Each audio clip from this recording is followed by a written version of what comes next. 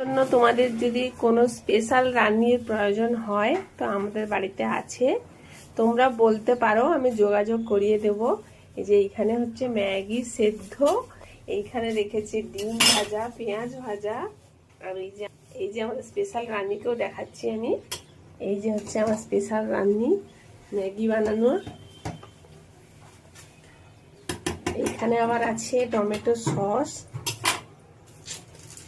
তো তোমাদের যদি প্রয়োজন হয় তো যোগাযোগ করতে পারো এই রান্নিটার সঙ্গে। ম্যাগি ভীষণ সুন্দর বানায়।